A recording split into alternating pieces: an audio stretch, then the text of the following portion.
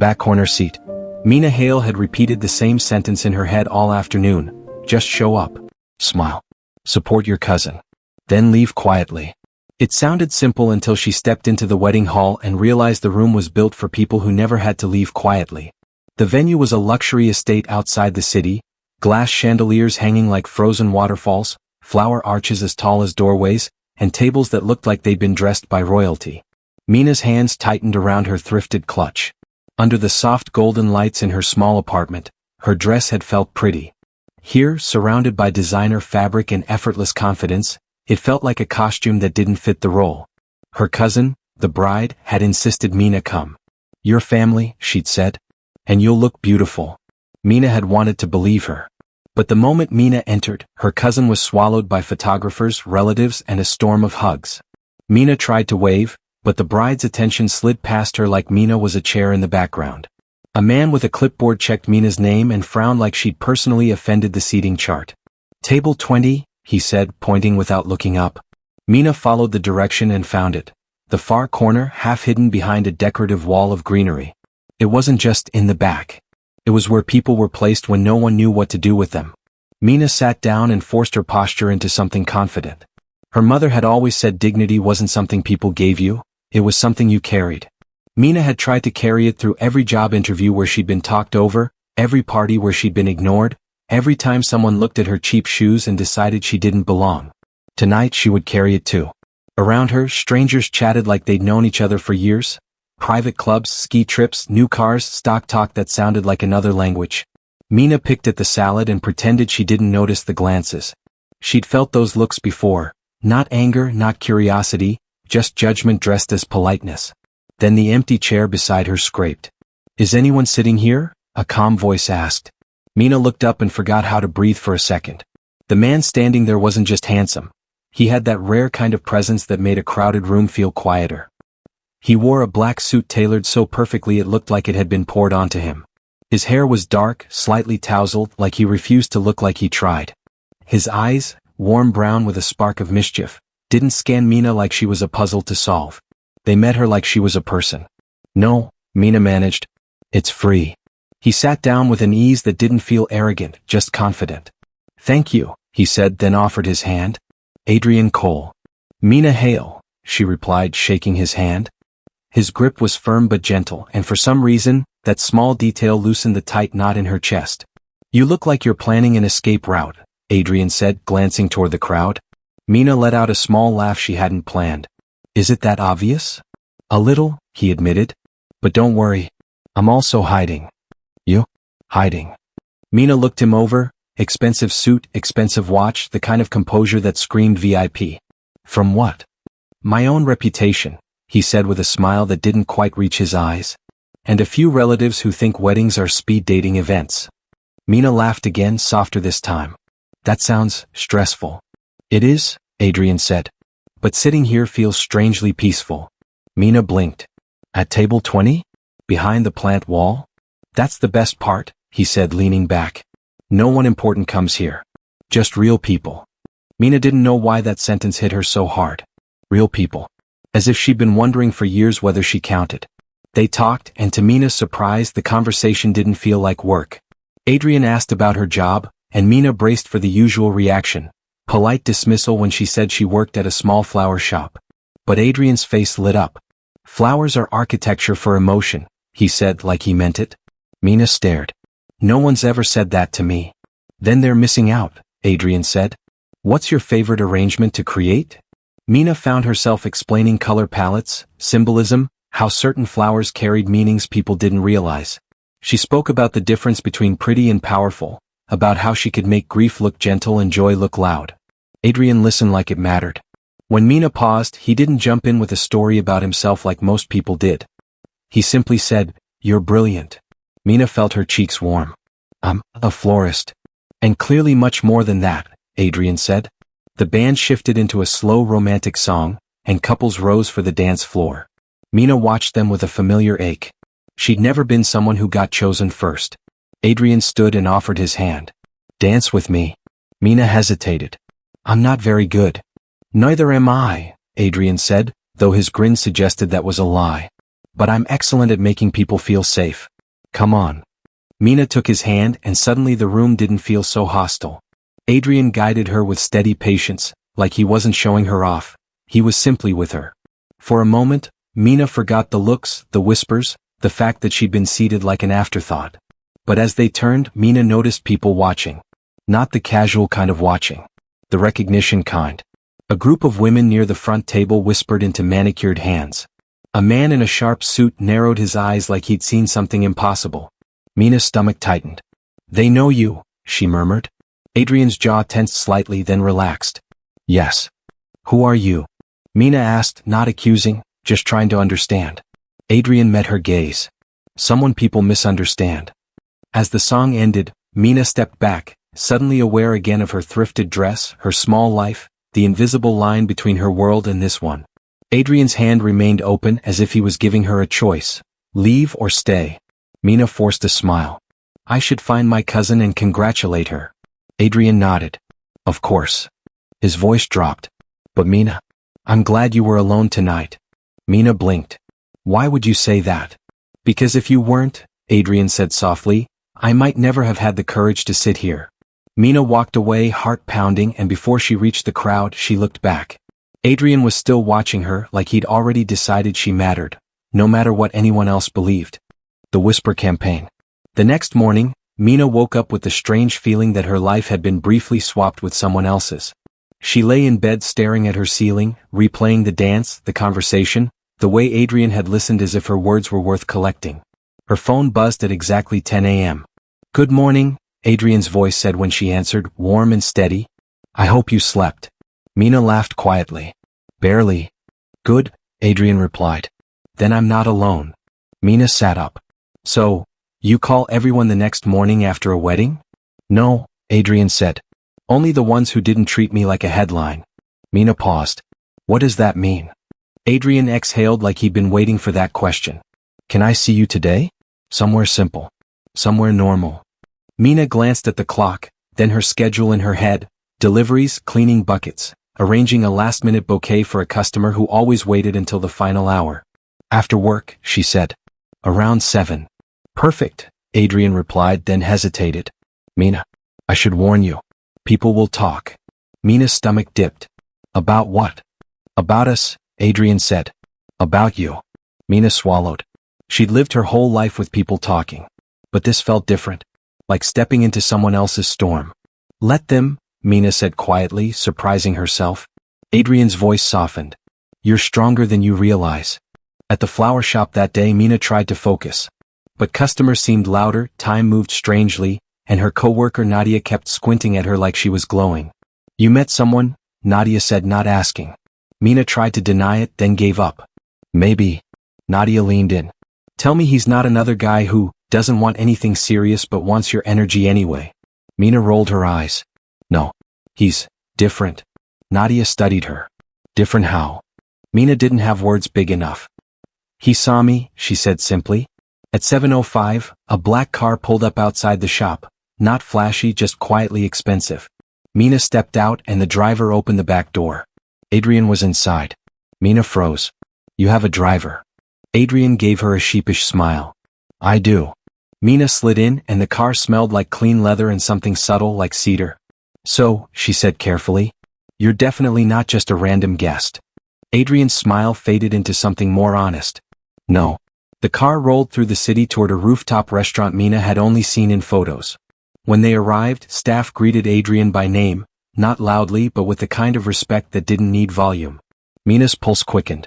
Adrian, who are you? He waited until they were seated, until water was poured, until there was privacy. Then he said, I'm the groom's business partner. Mina blinked. That's it. Adrian's eyes held hers. And I run Cole Capital. Mina's mind searched for the name. Then it clicked. News articles about investments, tech acquisitions, philanthropic donations, business interviews that people shared like celebrity gossip. Mina's throat went dry. You're that Adrian Cole. Adrian didn't look proud. He looked tired. Yes. Mina stared at him, the room suddenly too bright. So that's why people were watching. Yes, Adrian said. And that's why they'll watch again. Mina's hands tightened around her glass. Why did you sit with me? Adrian's answer came fast, like he'd practiced it in his chest all night. Because I'm tired of being surrounded by people who smile at my money and ignore my humanity. Mina swallowed hard. And you think I won't? Adrian leaned forward. Last night, you didn't know who I was, and you treated me better than anyone at the front tables. Mina stared at him, the weight of it settling in.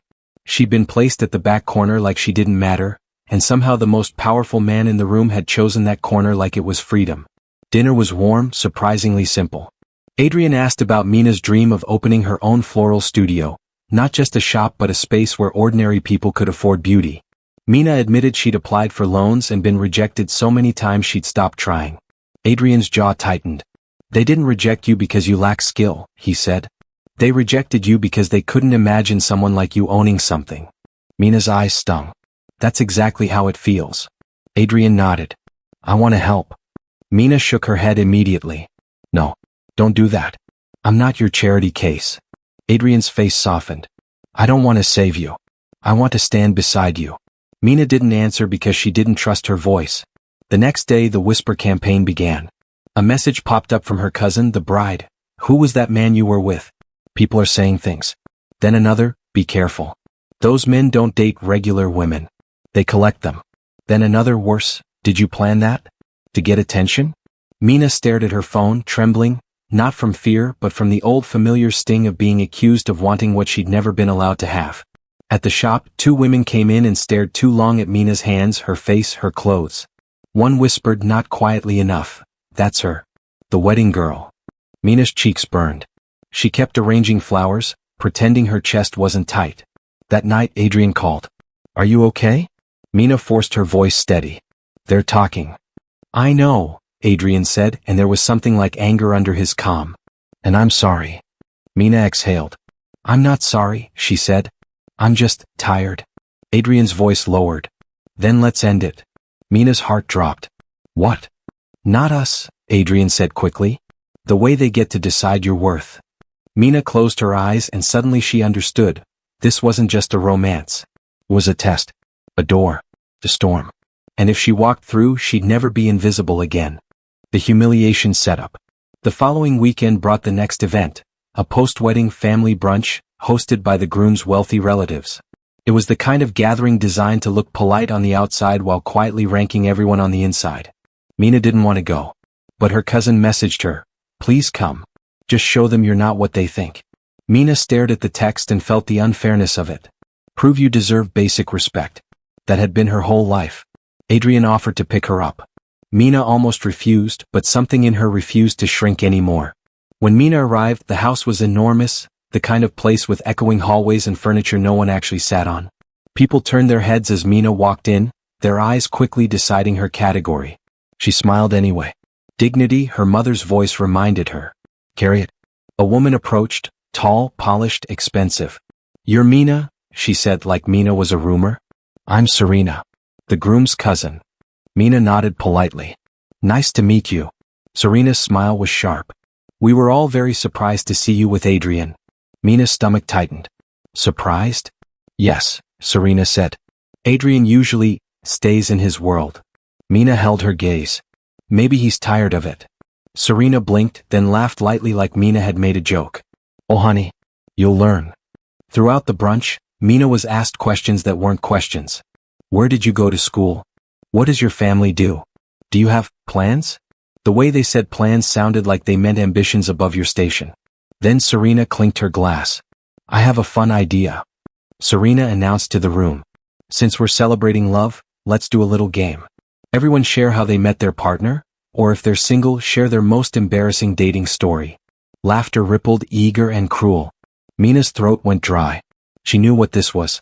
A stage with a trapdoor. One by one, people shared stories, funny, polished, safe. Then Serena's eyes landed on Mina like a spotlight. Mina. Serena sang. You're up. Tell us how you ended up at the wedding alone. A few people snickered. Mina's hands trembled, but she kept her face calm. I wasn't alone, she said. I was seated. Serena smiled wider. Yes, in the back. Like an overflow guest. That must have been humiliating. Silence fell. Not uncomfortable silence, but hungry silence.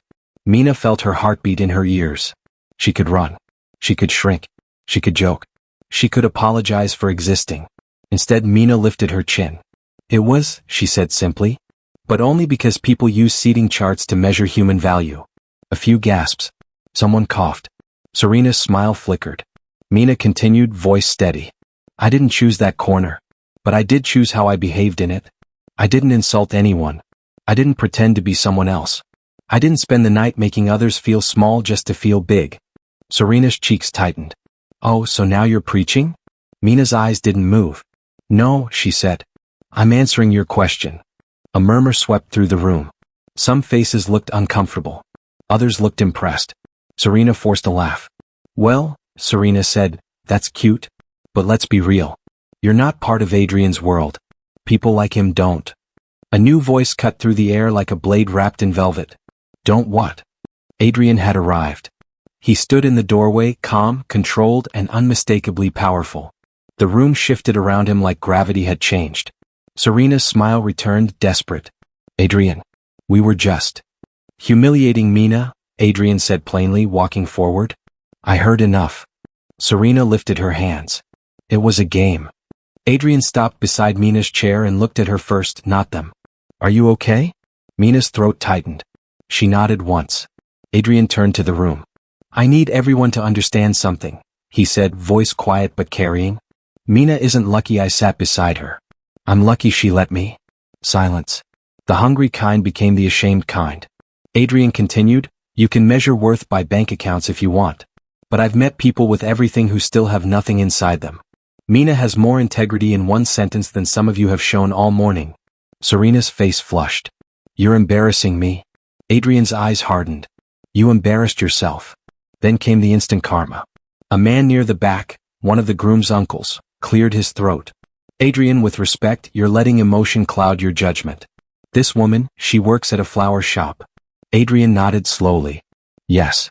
The uncle scoffed. So what exactly is she to you? Adrian looked at Mina and the softness returned. She's someone I trust. The uncle laughed. Trust? You barely know her. Adrian's voice sharpened.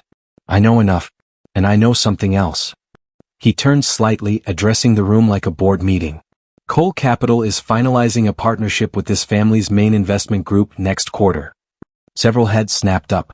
Adrian continued, that partnership required one thing. A leadership role filled by someone competent, ethical, and respectful. I was considering the groom's brother. The groom's brother straightened proudly. Adrian's gaze moved to Serena, then the uncle. Not anymore. The room went cold. Adrian's tone stayed calm. Because I won't invest in people who treat others like decorations. Consider this a professional decision. The groom's brother's face dropped. Serena's mouth opened, then closed. The uncle looked like he'd swallowed ice. Adrian turned back to Mina. Let's go. Mina stood, legs shaking, and walked out beside him. Past the chandeliers, past the expensive smiles, past the people who had tried to make her feel small. Outside, Mina exhaled like she'd been holding her breath her whole life. Adrian opened the car door for her. You were incredible in there, he said. Mina stared at him, voice trembling. You didn't have to do that. Adrian's eyes were steady.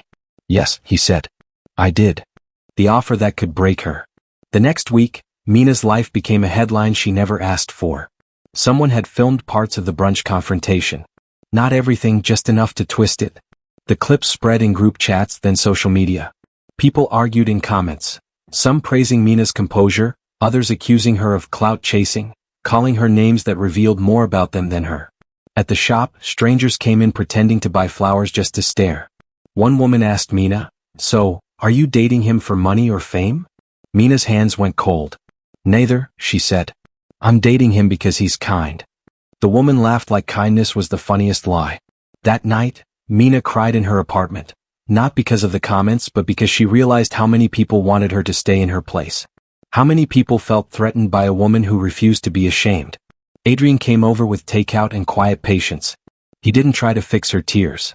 He simply sat beside her and let her feel them. I hate this, Mina whispered. I know, Adrian said. Mina wiped her face. Your world is brutal. Adrian nodded. That's why I tried to keep you out of it. Mina laughed bitterly. Too late. Adrian was quiet for a moment. Then he said, I want to offer you something. Mina stiffened. No. Adrian blinked. You don't know what it is. It's going to be money, Mina said. Or a solution that makes me look like I'm being rescued. Adrian's voice softened. Mina, listen. Mina's eyes stung. I've been underestimated my whole life, she said. And the second people find out you like me, they assume I'm using you. If you hand me something big, it'll confirm their story. Adrian nodded slowly. You're right. Mina exhaled shakily. So don't. Adrian looked down at his hands. Okay, he said quietly. Then I'm offering you an opportunity, not a gift. Mina hesitated. Adrian continued, you said banks reject your loan applications. So I dug into why. Mina's stomach tightened. You investigated me? Adrian's voice stayed gentle. Not your private life. Your business attempts. Your applications. The pattern. Mina swallowed. Adrian's jaw tightened with controlled anger. They flagged your applications as high risk, because you didn't have family assets as collateral. But there's more. A local investor group has been quietly steering small business grants toward their friends. Mina stared. That's illegal. Adrian nodded. And you were blocked by a gatekeeping network. Mina felt nausea rise. So I was never not good enough. I was just not connected. Yes, Adrian said. Mina's hands trembled. What do you want me to do? Adrian's eyes held hers. I want you to pitch your business idea to my foundation's board. Mina blinked. Your foundation. Adrian nodded. Not my company. Not my money as a boyfriend. A separate entity with a formal process. You'll compete like everyone else. If they approve you, it's because your plan is strong. Mina's chest tightened. And if they don't? Adrian's voice was steady. Then they don't. But at least it will be honest. Mina stared at him, heart pounding. People will still say it's because of you. Adrian nodded. Some will. But the board is independent. And you'll have receipts. Your pitch, your numbers, your strategy. Your competence. Mina's throat tightened. Competence. Proof. Something she'd always had but never been allowed to show. Mina whispered, I'm scared. Adrian leaned closer. I know, he said. But you're not alone. Mina closed her eyes, then nodded. Okay. The day of the pitch arrived like a storm. Mina wore her best dress, still not designer but elegant. She carried a binder she'd built with Nadia's help, full of budgets and branding ideas and community plans. Her dream wasn't just selling flowers. It was making beauty accessible, teaching workshops, hiring women who needed second chances, creating a space where no one had to feel ashamed of what they could afford. When Mina entered the boardroom, she expected cold faces. Instead, she saw sharp eyes, professional, skeptical, fair. Adrian sat in the corner, silent. Not leading. Not saving. Mina took a breath, then began. And for the first time in her life, she wasn't begging to be respected. She was demonstrating why she deserved it. The real reveal and the lesson they can't ignore. Mina's pitch lasted 20 minutes. By the end, her hands were steady. Her voice wasn't shaking. She'd walked them through her business plan, her pricing model, her community impact, her staffing strategy, her marketing partnerships. She'd shown photos of her arrangements, evidence of skill. She'd explained how flowers weren't luxury, they were language. She'd described what it meant for someone grieving to hold beauty, for someone broke to still be allowed to celebrate. When she finished, the room was quiet. Then a board member, a woman with silver hair and a no-nonsense gaze, asked, Why do you want to build this? Mina swallowed. Because people like me get invited into rooms like this and are treated like we're lucky to breathe the air, she said softly. I want to create a room where nobody has to earn their right to belong. Silence held for a beat longer. Then the silver-haired woman nodded slowly. Thank you, she said. Please step outside while we discuss. Mina walked out into the hallway, knees weak. Adrian stood a few feet away but didn't rush her. He let her have her moment. You did it, he said quietly. Mina whispered, I don't know if I did it well enough. Adrian's eyes were warm. You did it honestly. 10 minutes later, the door opened. The silver-haired woman stepped out. Mina, hail, she said. The board has approved your proposal. Mina froze. Approved? The woman nodded. A full launch grant, business coaching support, and a community partnership to expand in year 2. Mina's breath caught. Her eyes filled. Thank you, she whispered. The woman's face softened slightly. Your plan was strong, she said. And your purpose is stronger. Don't waste it trying to please people who don't understand you. Mina nodded, tears falling. That evening, Adrian took Mina to a quiet rooftop, not the flashy restaurant, but a simple place with string lights and city air. Mina held her phone in her hand, staring at the approval email like it might vanish if she blinked too long. I can't believe it, Mina said. Adrian smiled. Believe it, he replied. You earned it. Mina looked at him, voice trembling. They'll still talk. Adrian nodded. Yes. Mina exhaled. But now I have proof. Adrian's eyes softened. You always did. Now the world can't pretend not to see it. A week later, Mina attended another family gathering, this time at a smaller dinner hosted by the bride and groom themselves. The atmosphere was different. The same people were there, but the power had shifted. The ones who had laughed before were careful now. Some smiled too sweetly, trying to rewrite history. Serena approached Mina with a glass of wine and a tight smile. I heard about your grant, she said. Congratulations. Mina nodded politely. Thank you. Serena's eyes flicked to Adrian, then back. I guess I misjudged you. Mina took a slow breath. She could have enjoyed Serena's discomfort. She could have sharpened her words and returned the humiliation. The moment was tempting. Instead, Mina said calmly, You didn't misjudge me. You judged me exactly how you wanted to. That's the problem. Serena's smile faltered. Mina continued, voice steady, not cruel. I hope you learn to measure people differently. Because one day you'll meet someone you can't intimidate, and you'll realize respect isn't something you can buy. Serena stood frozen, then nodded stiffly and walked away. Adrian watched Mina, pride in his eyes. You didn't destroy her, he murmured. Mina's voice was quiet.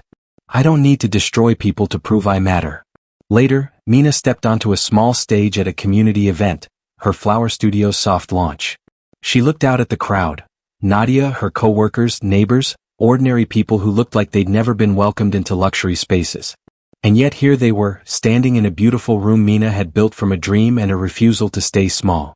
Mina spoke into the microphone, voice clear. This place exists for anyone who's ever been treated like an afterthought, she said. For anyone who's ever been seated in the back corner of life. You're not less valuable because someone else has more. And you're not invisible just because someone chose not to look. The crowd applauded, and Mina's chest tightened with emotion. Adrian stood near the back, not in front, not center stage, just there. Beside her, not above her. And Mina finally understood the real twist of the story. The millionaire friend wasn't the fairy tale.